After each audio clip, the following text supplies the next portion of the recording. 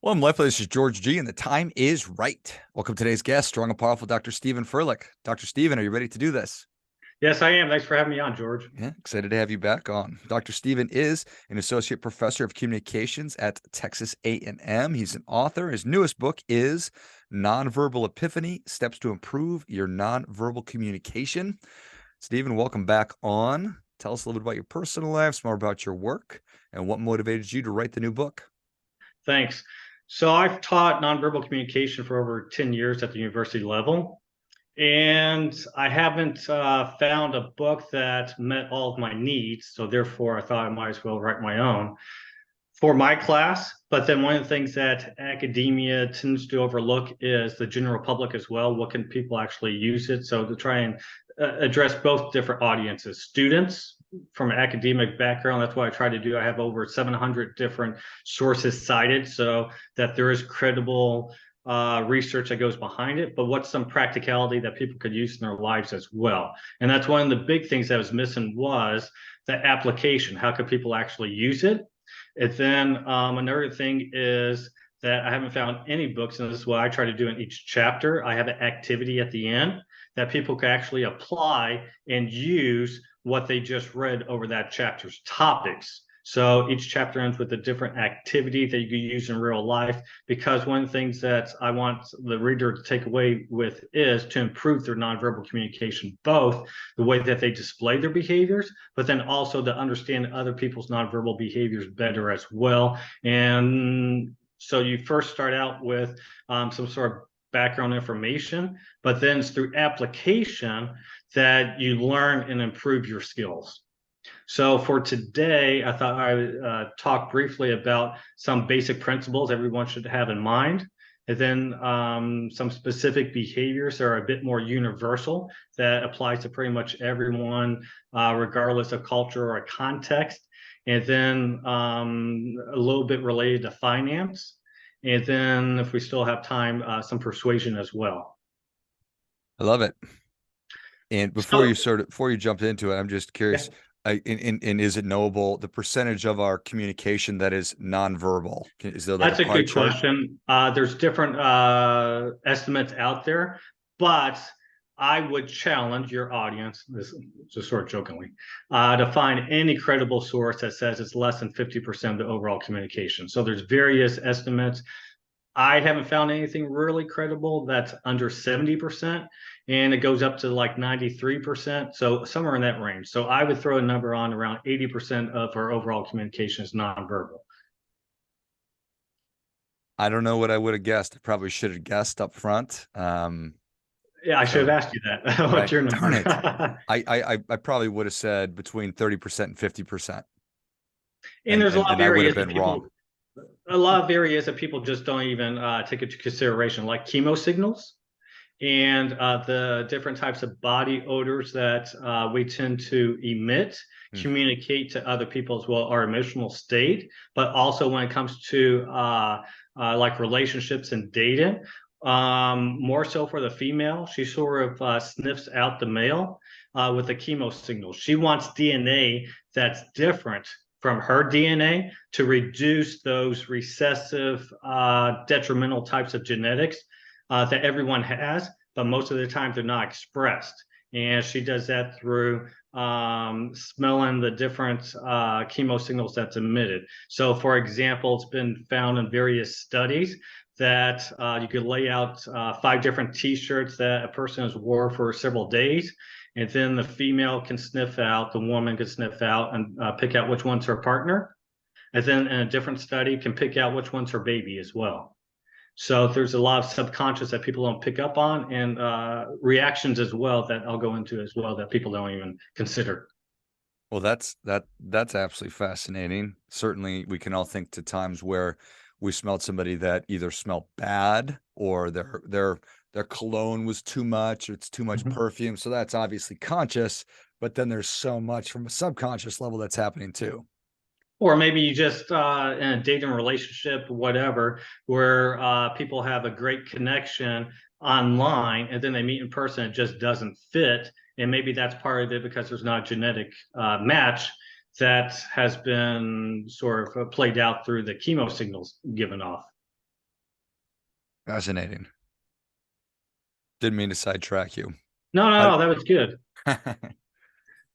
So I guess I'll start out with just a few principles that probably everyone should keep in mind to have a more accurate understanding of nonverbal communication of other people and more. And this is what I think in our society as well, that people lack self-awareness, that they don't really understand how they're coming across and how other people see them as well. So one more just slight sidetrack, going on an interview, meeting with clients or whatever else. Instead of looking down at your cell phone, carrying your cell phone in your hand, maybe carry a newspaper instead or a periodical that's related to that industry. And that maybe will set you apart, that you're more serious about the meeting as opposed to being sidetracked about something else. So non-verbally, what that communicates. Interesting. Just I've it's so basic to me, but the idea that how you present yourself to the world matters. So the clothes that you wear, the way you carry yourself. And I feel like sometimes we've forgotten that. But what an interesting thing that is just carrying your cell phone. If you carried something that's germane to what you're about to do, that makes more sense. Maybe for you, Wall Street Journal or, Investors Business Daily or, something like Sure. that. So here's a few different principles I think most people should keep in mind is so the general public tends to think that my nonverbal behaviors are a reflection of my emotional state. That's true. But what they don't understand is that your nonverbal behaviors can actually create your emotional state as well. So there's been numerous studies that have found that. So one is where they had two different groups. And one group, what's your emotional state in terms of happiness at the moment? And they would just sit there with their normal facial expressions. And the second one, they would hold a pin in their mouth. So when you have a pin in your mouth, what's that do? That sort of creates an artificial smile. And they found out that group two rated a much more positive and happy experience having a pin in their mouth as opposed to just normal facial expressions because it created a smile and that nonverbal behavior created the emotional state. So if you're feeling more negative during the day, just by simply smiling, that could change your emotional state. Having a more open posture, that could change your emotional state as well. Here's something that has been around for a little while, but the biology is something else that I try to do throughout the book that very few nonverbal communication books do is bring in biology as well. So Amy Cuddy, Cuddy, she did numerous studies and on this as well, how your nonverbal behaviors can change not only your emotional state, but your physiology as well. So having a power pose where you have your legs more wide open and your hands on your hips and your elbows out. She found out that having that prior to a job interview, that decreases not only your cortisol levels, which is your stress hormone levels, but also increases your testosterone levels. And they had two different conditions before judges of interviews. And condition one, just do what you normally do prior to it and walk into the interview. Condition two, you do the power pose without the judges seeing you do it, and then you do the interview. In condition two, doing the power pose, you're more likely to be hired, and you're rated much more positively as well by doing that power pose prior, because it reduced your stress hormone level of cortisol and increased your testosterone level, so you felt more confident beforehand. So your nonverbal behaviors created your emotional state and changed your physiology as well. I think that that's fascinating and certainly know it to be true. Um, is the flip side true? If I'm just sort of Yes. kind of hunched over, that's going to potentially have the opposite effect? Yes. So that would increase your stress level and probably decrease your testosterone as well, and probably feel less confident with what you have to say as well. And people pick up on that. And that's what they found as well by those judges that never even saw this happen prior to it. So before a presentation, meeting with clients, interview, whatever, that power pose itself and other types of behaviors can help create the emotional state. Is it known? Has it been thought about, studied, just the average American's posture, how it's changed over time? Obviously, we've gotten heavier. Mhm. Uh, there are numerous things that I cover in the book in terms of posture itself. And I haven't looked at it in terms of time and how it may have changed. But that's a good point with us being hunched over the majority of the day versus walking upright, doing factory work 50 years ago. So the posture itself, I haven't looked into. Here's something that's interesting. What has, on that note, what has been seen as attractive? A lot of it has stayed relatively consistent, but has changed the nuances. So, for example, the female body structure of hip to waist ratio, so that the waist itself and the hips are 0.7. Okay, so the hips are wider than what the waist is. The waist is 0.7. That particular body ratio has stayed consistent over decades, but the body frame has increased in terms of attractiveness. Previously, back in the Marilyn Monroe days, it's still 0.7, but then in more recent times, what's attractive is a more thinner type of body type, but the ratio has stayed the same, where you have the hips are a bit wider for the woman, and the waist is a bit in more. Is that based on like the actual physical characteristics of people that are models or used in advertising? The studies have been done in terms of showing various pictures of people, and Okay. then what keeps coming up over and over as the most attractive. So that ratio stays consistent, but the body frame itself can change. And that depends upon society. So back in Marilyn Monroe's day, wherever that was, like the 50s or whatever, food probably wasn't as abundant back then. So what is sought after in terms of attractiveness was someone who had more access to food, whereas food is much more abundant now. But the quality of food isn't as accessible now as what's and that's what's sought after, is what's that healthier type of look. Got it. Nice. So a few other principles that someone should probably keep in mind is, and this is something that is often overlooked, is just don't rely upon one nonverbal behavior. I think in popular culture, people think, oh, because someone rubbed their nose, they're lying or not making eye contact or whatever. But you want to look at a multiple of different nonverbal behaviors, and you're always putting together individual pieces of the puzzle for the overall puzzle of what someone's meaning is. And in that line, the context. So what's the situation? What's the relationship of the individuals? What's the topic being discussed? And you want to have some sort of understanding of how does the person normally communicate, some sort of baseline. And then if they change from that in terms of, let's say, eye contact, people vary in terms of the duration of eye contact. Some people hold it longer than others. So what's someone's normal? And then if someone breaks from what that normal is, that's probably something to make note of. Is there deception being taking place? And they found that people often maintain eye contact longer when they're trying to be deceptive than what they normally do, because they know that that's one of the things that people are looking for. And then lastly, one thing that people probably want to keep in mind is that nonverbal behaviors are usually more accurate portrayal of what someone's truly communicating, and that people tend to believe nonverbal behaviors much more so than what's being said as well. So it goes both ways. People believe it more, and usually it's more true as well. I think that certainly makes sense. Nice.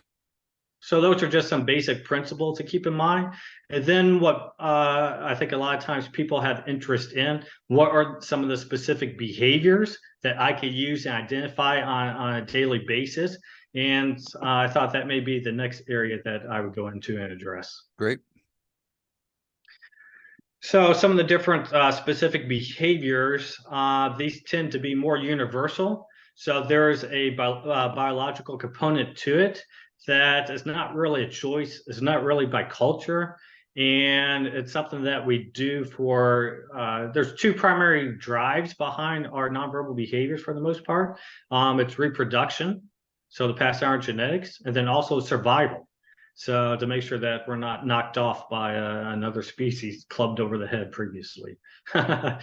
And that may be why people have speech anxiety, is because if a crowd of people are surrounding you, then that's some sort of threat, Mm. because maybe it's a threat to you as well previously, generations ago. And maybe that's what stayed with us. Those who viewed it as a threat were able to survive, and those who just stood there and looked around got clubbed ahead, and their Brontosaurus burger got taken away, or their wife, or whatever else. Sure. So one thing that's meeting with clients or other people that has been universally found, with a friend from foe. So on that note, friend from foe, the eyebrow flash. So in less than a second, people, when you meet someone, usually have eye contact first, and then your eyebrows raise and close like that, just quickly at the very beginning when someone you like, or someone who you see as being friendly. So what's that do? That helps to open up your visual understanding of the other person, so you get a better visual field of the other person's face, and it's more of a friendly type of nonverbal greeting. So you can actually train yourself, and that's one of the activities at the end of that chapter, to recognize the eyebrow flash of other people to see who's friendly toward you. From foe is one thing. Maybe someone who just comes across you, are they really asking you for directions on the street, or do they have something nefarious? And then secondly, you can actually train yourself to do it artificially as well, because people view that as more favorably and positively with other people. That is fascinating. Mm. And I have pretty active eyebrows, Stephen, but I've never thought about when they go up, or or Uh-huh. meeting somebody that I'm annoyed with. It's like, oh, this person again. Probably Uh-huh. I'm not doing the eyebrow Right. thing. Probably your eyebrows are doing the opposite, and more of a scowl and or lowered instead of raised, if it's someone you're not too happy to see. But you can train yourself if you wanted to have the more positive foot with them. No, I'd rather people know. Okay. So here's the information. Do as you will. Here's something that prior to Corona, you in finance probably used quite a bit. After Corona, I don't know. The handshake. So one of the things I cover in there are the different meanings of the handshake. So it first began generations ago, where it's much more of you placed your hand on the other person's forearm, because you usually wore those long cloaks, and you want to make sure they didn't have some sort of dagger underneath to Hmm. pull out and jab you with. And then it evolved more into the hand itself, and then different types of handshakes communicate different things. And I have different pictures to illustrate that as well throughout the chapter. So, for example, depending upon what your attention is, again, if you want to have a bit more of, I'll throw the pun out there, the upper hand, more of a power in the display, then you want the person on your left side. If it's going to be side by side, that way you reach across your body to shake your hand. And what's that do? That naturally places your palm down, naturally places their palm up. So when you have your palm down, that's a power handshake. Their palm up is more of a vulnerable and more of a submissive type of handshake. And that goes back probably through our ancestors as well. What's that do? That exposes that very vulnerable type of vein in your wrist, that if someone cuts that, it's very difficult to stop that from bleeding. So even face to face, if you have your palm down and their palm up, that gives you more of a power edge. If it's just symmetrical and both have each palms parallel to each other, and that's more neutral. And then if someone gives you maybe a power handshake where they have their palm down and you're forced to have your palm up, then maybe do a light touch on the top of their hand or on their shoulder. And I have some pictures of that, so that you take back the power and it's not someone trying to bully you. And then again, the intensity of the handshake as well. If it's very intense, and that's more of a power play as well. I think we've all experienced that for sure. And it's one of the most annoying things when somebody kind of grabs your hand and sort of turns it down. Like, okay, buddy, let's take it easy.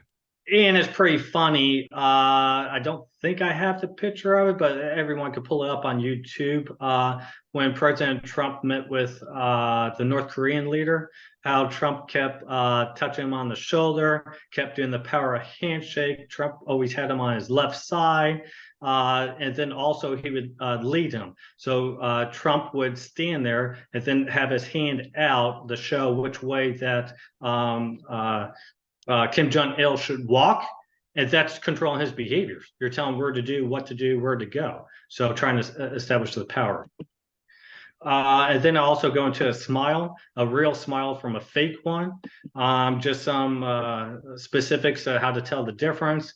The real smile is longer to create. It's more symmetrical. You have raised cheeks, but probably one of the most telling is you have those crow feet. So you have more of the wrinkles around the sides of the eyes when it's real. If it's fake, you do not. And you show more of your upper teeth and you don't show your lower teeth for a real one. So I go through the detail of that to tell the difference between a real one and a fake one. Having a head tilt, people tend to have a more positive experience with the person who has a head tilt.